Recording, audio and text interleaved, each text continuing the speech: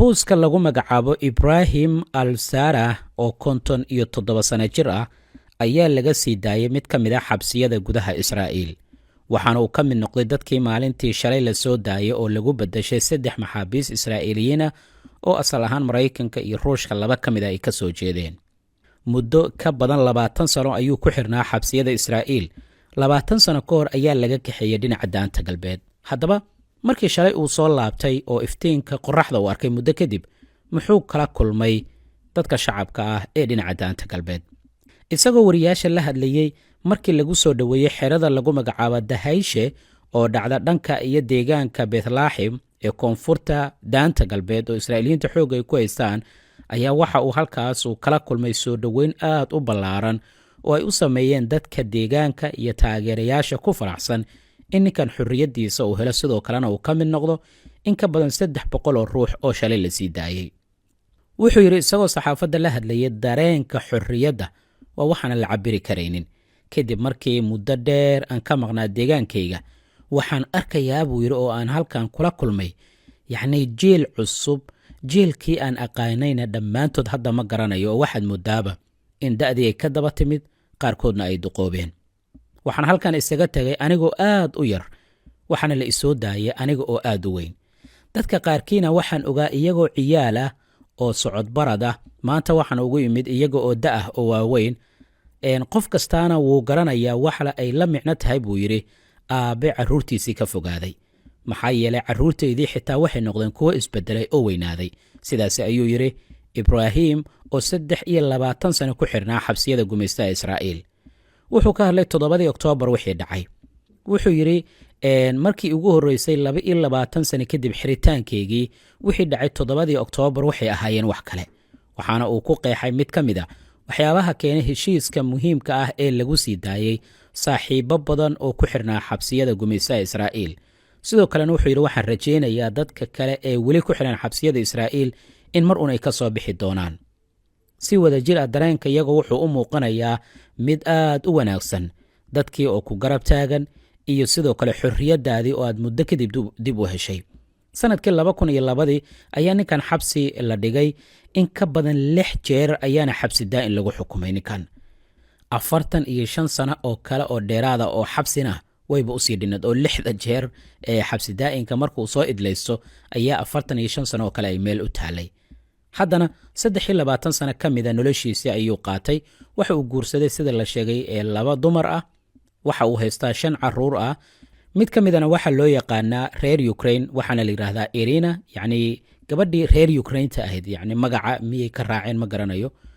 laakiin waxay u egtaa ugu yaraan magaca inay ka eegeen iyadana waxay haysataa sida la sheegay 2 gabdhood ninkan taariikhdiisa marka intaas ayaa lagu soo koobay maadaama tan iyo 2002 uu xirnaa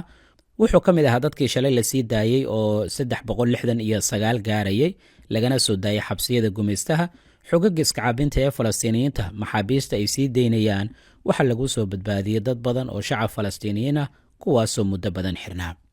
markii ugu horeysayna wasiirka arrimaha dibadda ee dowladda Mareykanka ee ninka lagu magacaabo Marco Rubio ayaa gaaray waxyar ka hor magaalada Tel Aviv oo caasimadda Israa'iil ah waxaana uu noqonayaa socdaalkiisii ugu horeeyay ee bariga dhexe uu ku yimaado tan iyo markii xafiiska uu qabtay waxa qorshe uu yahay sidoo kale inuu gaaro dalalka Sacuudiga iyo Imaaraadka Carabta sida lagu sheegay qoraal ka soo baxay wasaaradda arrimaha dibadda ee dowladda Mareykanka haweeney u hadashay wasaaradda arrimaha dibadda ayaa sheegtay in Marco Rubio uu sidoo kale la kulmi doono madaxda Carabta isaga oo kala hadlaya qorshaha madaxweyne Trump iyo bedelka ay dowladaha Carabta hayaan ninkan waa ninkii yiri waxa dowladaha Carabta la gudboon haddii qorshaha madaxweyne Trump ay ka soo horjeesteen inay qorshe kale iyagana miiska ay soo saaraan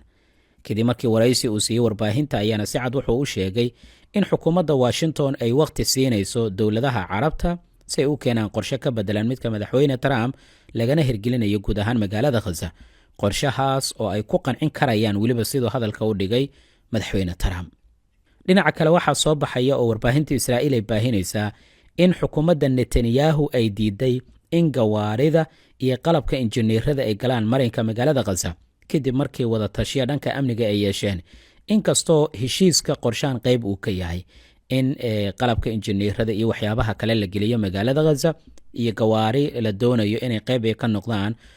qorshaha saddexaad ama qaybta saddexaad ee heshiiska si dib u dhiska magaalada loo sii qiimeeyo. dhismaha magaalada khaza balaayiin dollar ayaa ku baxaya. sidoo kale muuqaalkan ayaa warbaahinta Israa'iil ay si weyn u baahinaysaa, muuqaalkan oo muujinaya iyada oo dekad ay laga soo dejinayo noocyada kala duwan ee qalabka, iyadoo wararka soo baxaya ay sheegayaan in Israa'iil gacanta ay ku dhigtay gantaalada noocooda MK-84 loo yaqaano oo 1800 gaaraya sida wararku ay sheegayaan. inkastoo macluumaad aanan laga helin, xukuumadda Joe Biden uu hogaaminayo ayaa dhaqaale badan meel marisay, dhaqaalahaasi oo la doonayo in hub loogu iibiyo Israa'iil. dhinaca kalena cadaadis xooggan ayaa la saarayaa dhinacyada kala duwan ee wadahadalka si ay heshiis ay u gaaraan. telefishinka Aljazeera ayaa baahinaya dhexdhexaadayaasha inay cadaadis ay ku saarayaan Israa'iil inay dib u bilowdo wejiga labaad ee marxaladda wadahadalka si maxaabiista la isu dhaafsado, xabaddana loo joojiyo, loona dhaqangeliyo qodobadii horey loogu heshiiyey qaybta labaad ama marxaladda labaad ee heshiiska. arrintan waxay ku soo beegmaysaa iyadoo xukuumadda Netanyahu ay u muuqanaysa inay caqabad ay ku tahay qorshaha labaad in la aado si wadahadalka loo sii wado. warbaahintuna waxa ay baahinaysaa iyada oo ilaa aan la magacaabin ka soo xiganaysa oo dhinaca Israa'iil ah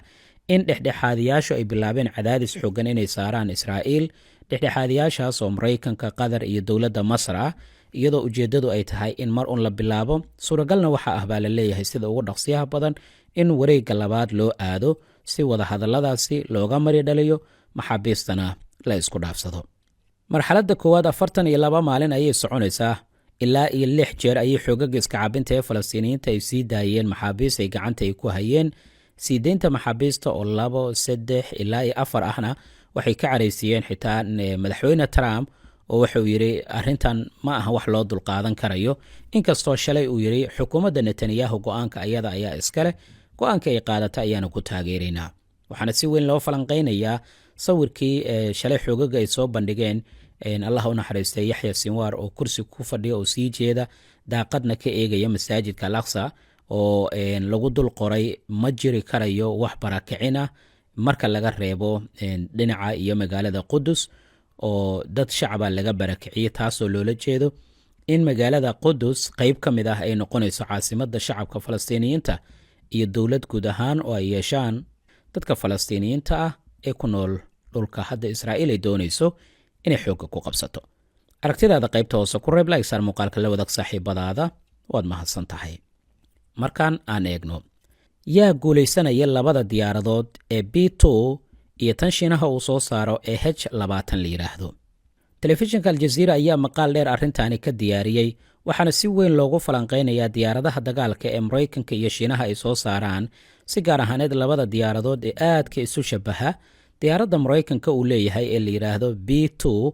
oo ah kuwa duqaymaha culus fulin karaya, iyo sidoo kale diyaaradda H-20 oo isna Shiinaha uu soo saaro.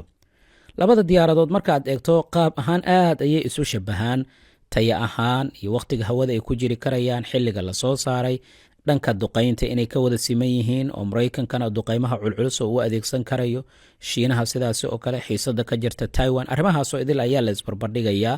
iyo diyaaradaha kale ee ay isaga eg yihiin labada dowladood ee Maraykanka iyo Shiinaha. dhinaca kale, midowda Yurub ayaa si weyn loo falanqaynayaa inay dhaqaalo badan ay ku bixinayaan ee dhanka militariga, iyagoo xaalad dhanka dhaqaalaha ay wajahayaan, amnigan ay aad ay kaga fakarayaan. hogaamiyaasha midowda Yurub ayaa ka wada hadlaya qaabka ay dhaqaalo badan ugu bixin karayaan dhanka wax soo saarka warshadaha, iyada oo la kordhinayo dhaqaalaha lagu bixinayo dhanka difaaca, iyada oo guddiga midowda Yurub ay shaacay ka qaadeen suuragalnimada in 500 oo bilyan oo euro loo baahanayo si sare loogu qaado awoodda dhanka militariga ee ciidamada dowladaha Yurub 10 sane ee soo socda. waxaana sidaasi lagu leeyahay taageerada dhaqaale iyo tan militari ee ay siin jireen dowladda Ukraine ayaa hoos u dhac weyn sababtay, iyadoo ay ugu wacan tahay dagaalka adag ee Ruushka lagula jiro. inkastoo sidaasi ay tahay, haddana tani waxay qayb ay ka noqonaysaa garab istaaga dhinaca kale laga filaya inay siiyaan dowladda Ukraine dagaalka lagula jiro dowladda Ruushka awgeed. madaxweyne Trump ayaa maalin ka hor ka yaabiyey reer Yurub oo waxa uu si cad u sheegay in looga baahan yahay inay dhaqaalana ay ku taageeraan dowladda Ukraine, ciidamada dowladda Ruushkana aan laga saari doonin deegaanada hadda ay ku sugan yihiin.